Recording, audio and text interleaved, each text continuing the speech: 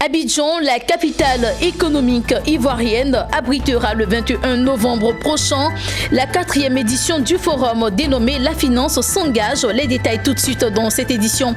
Et puis nous parlerons de littérature après le tome 1 de son ouvrage intitulé Le sans-papier ingrat. L'écrivain Boloba Silué remet le couvert avec le tome 2 de la même œuvre. On en sait plus dans cette édition.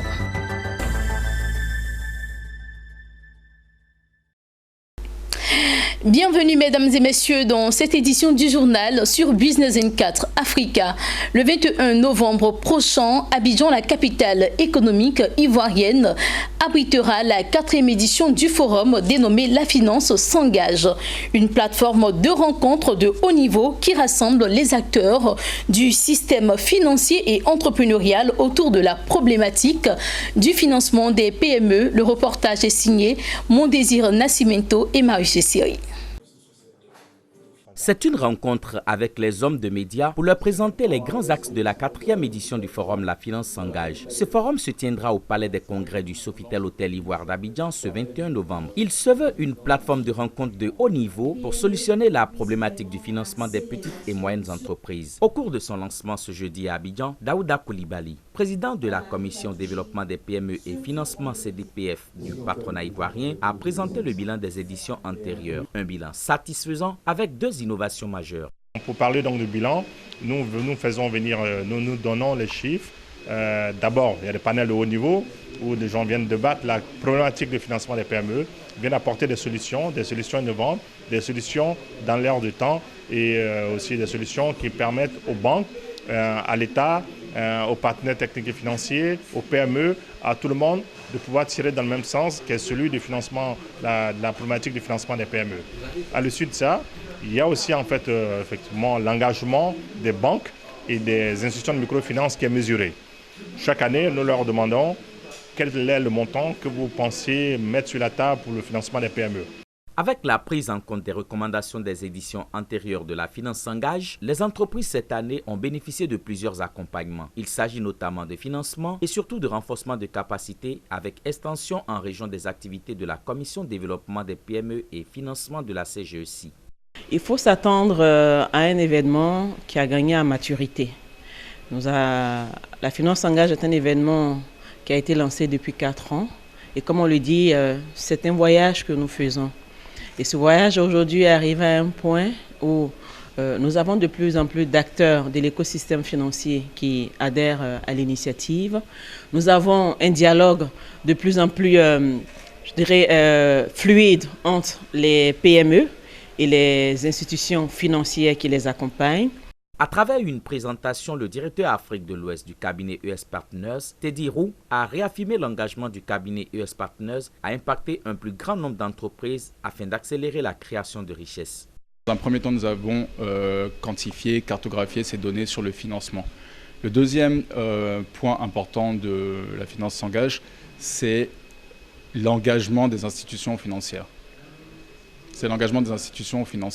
Donc au-delà, après avoir collecté les données, ce que nous avons fait, c'est la question en fait, de l'engagement devant les PRPA et IRS. Donc remettre les institutions financières autour d'une même table, leur présenter les besoins qui dans le fond sont des opportunités pour elles et leur demander par rapport à ces besoins de prendre des engagements que par la suite nous mesurons et nous chiffrons. La 4e édition du forum La Finance s'engage pour les organisateurs s'apparente à l'étape de confirmation et de maturité de ce forum. 1 millier de visiteurs et participants, notamment les entrepreneurs, banques et établissements financiers, y sont attendus. L'entreprise DEMEB, distribution de matériel électrique et bâtiments, ouvre ses locaux au public. Elle a annoncé lors d'une journée porte ouverte pour présenter son expertise en matière d'énergie solaire et électrique. Une occasion pour ses clients, les professionnels du secteur de l'énergie et le public de découvrir la gamme d'équipements électriques de qualité proposée par cette structure. Reportage signé Emmanuel Bonzo et Tima Traoré. Une journée pour séduire fournisseurs, partenaires, professionnels et publics, tel est l'objectif de l'entreprise DEMEB, distribution de matériel électrique industriel et bâtiment à travers cette journée portes ouvertes. Une occasion pour elle de faire découvrir aux visiteurs sa connaissance pointue en termes d'équipements électriques. Cette journée portes ouvertes, c'est appelé convier nos clients les faire découvrir les nouveaux produits de notre partenaire Schneider. Nous faisons le matériel électrique, voilà, tout ce qui est matériel électrique, que ce soit la moyenne tension, les résidentiels, le tertiaire. Voilà, c'est ce que nous faisons. C'est-à-dire que je parle des usines, des habitations, des électrifications, mais uniquement que le matériel que nous vendons. Bon, ils vont découvrir les produits solaires, voilà, c'est accès à l'énergie. Vous dites qu'aujourd'hui, c'est possible d'avoir de la lumière, même au fin fond de la Côte d'Ivoire, avec le soleil. Donc, on a des équipements adaptés. Une activité où cette entreprise a mis l'accent sur la gamme d'équipements solaires de basse et de moyenne tension. La journée a été marquée par une séance de formation dispensée par un partenaire de renom de la DMEB spécialisé dans la fabrication de produits électriques.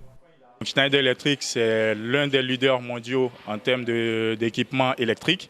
Nous avons décidé de rendre visite à notre partenaire DMEB, qui est l'un de nos distributeurs officiels sur Abidjan, sur nos produits, toute notre gamme de produits, allant de la basse tension jusqu'à la moyenne tension. Et aujourd'hui, nous avons décidé d'organiser cette journée porte ouverte pour pouvoir mettre en avant nos produits solaires. En un jour, la DMEB a permis aux professionnels et au public de s'imprégner de son savoir-faire en la matière. Je suis un installateur et j'ai garanti généralement les installations que je fais à mes clients pour une longue période. Je suis donc obligé de mettre en œuvre du matériel fiable, du matériel reconnu et du matériel qui ne cause pas d'incendie et tout. Et donc avec DMEB, quand on a un matériel, on sait que c'est effectivement un matériel fiable. Nous sommes fabricants de câbles électriques, nous fabriquons sous norme NI, norme ivoirienne. DMEB est un des distributeurs les plus efficaces de la place, donc c'est vraiment un partenaire fiable qui promeut la qualité. Dans sa quête de positionnement, la DMEB se veut une entreprise de référence dans le dynamique et exigeant secteur de la vente d'équipements électriques. Parlons littérature à présent dans cette édition. Après le tome 1 de son œuvre intitulée Le sans-papier ingrat, l'écrivain ivoirien Boloba Silué remet le couvert avec le tome 2 de cette même œuvre. Une suite logique de cette œuvre que l'auteur a dévoilée ce jeudi au plateau lors d'une cérémonie de dédicace en présence des amoureux du livre. Un nouvel ouvrage de 152 pages où l'auteur dépeint la nature humaine encline à bafouer les valeurs de vie en société. Le compte rendu avec Emmanuel Bonzo et Tima Traoré. Au fil des 152 pages du tome 2 de Le sans-papier ingrat, Boloba Silué revient sur la reconnaissance du bienfait tout en dénonçant l'ingratitude. Pour l'économiste écrivain, cette question est quasi présente de nos jours dans les relations humaines. Aujourd'hui, l'ingratitude est trop, surtout en Afrique. Il est beaucoup visible dans les actes quotidiens. Et donc c'est pourquoi j'ai voulu attirer l'attention de tout le monde sur ce fléau.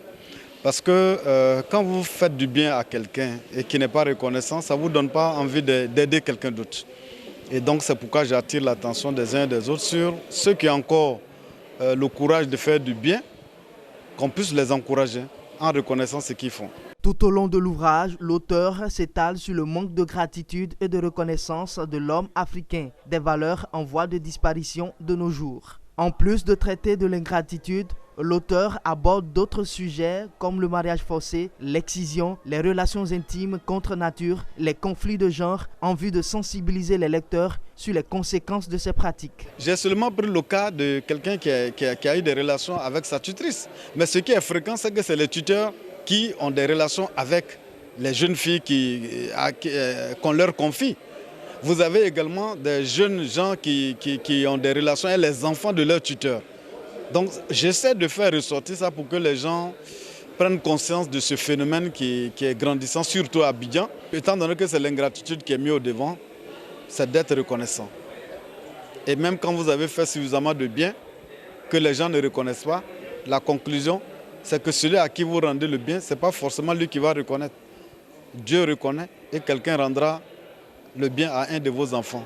C'est la leçon. À la séance dédicace du tome 2 de Le sans-papier ingrat, l'engouement était au rendez-vous. Après avoir fait saliver les lecteurs avec le tome 1, l'auteur comble ainsi un besoin avec la sortie du tome 2, suite logique de la même histoire. Moi j'ai déjà lu le tome 1. Moi j'ai lu en une journée. Parce que dès que vous commencez, vous ne pouvez pas vous arrêter. C'est ce qui a fait que dès qu'il m'a lancé l'invitation pour le tome 2, j'ai envoyé des messages à tous mes amis.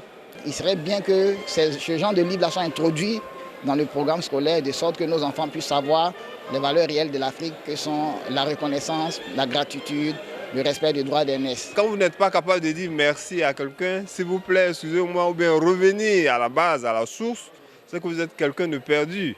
Le tome 2 de Le Sans-Papier Ingrat est donc une invitation à pratiquer le bien, à se détourner de fléaux déshonorants pour l'homme africain. Cette œuvre constitue la 3e publication de Boloba Silué, parue aux nouvelles éditions Balafon, où l'auteur a couché sur papier son rêve de voir le citoyen ivoirien, voire africain, cultiver la reconnaissance.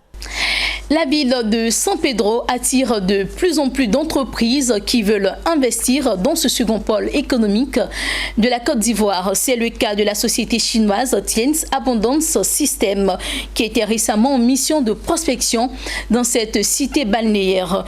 La société spécialisée dans la distribution de compléments alimentaires bio se prépare à déposer ses valises dans la cité portuaire. Les détails avec Abel Kwao et Nadia Eunouns. C'est à l'Alliance franco-ivoirienne que s'est tenue la présentation d'opportunités d'affaires par Tiens Abundance System dans la ville de San Pedro. La société chinoise est en mission de prospection dans la ville portuaire et saisit l'occasion pour mieux se faire connaître. Tiens Abundance System est une représentation de la multinationale chinoise Ten Group, spécialisée dans les domaines scientifiques, de la manufacture, du commerce, de l'immobilier, l'éducation, la fabrication et distribution de compléments alimentaires bio. Tiens Abundance System s'occupe principalement du volet santé. Les produits de santé Tiens sont des compléments et suppléments nutritionnels bio qui apportent à notre organisme tous les éléments indispensables au bon fonctionnement et au développement harmonieux de notre corps. Elle est l'une des meilleures structures de Ten Group en Afrique en termes de chiffre d'affaires. C'est un grand groupe et principalement Abundance System fait la promotion de la santé à travers la nutrition et aussi l'hygiène de vie. Et cette nutrition et l'hygiène de vie nous accompagnent à la prospérité. Et notre credo, c'est d'apporter la santé et d'apporter aussi la prospérité dans tous les foyers. Et principalement les jeunes qui ont du mal à trouver de l'emploi, je leur dis, il n'est plus question de faire jalonnaire. Vous avez la possibilité de créer vos propres entreprises et être des hommes d'affaires indépendants. Les responsables nationaux de Ten Abundance System se sont également voulus rassurants. Ils ont démontré que les produits de santé de Ten Abundance System sont destinés tant aux bien portants qu'aux personnes malades et que leur utilisation et leur interaction avec d'autres médicaments ne provoquent pas de surdose. Précisant que ce séminaire de présentation des opportunités de Ten Abundance System s'inscrit dans la politique d'implantation à l'intérieur du pays, notamment dans la cité balnéaire de San Pedro. Fin de cette édition du journal sur Business 24 Africa. Merci de nous avoir suivis.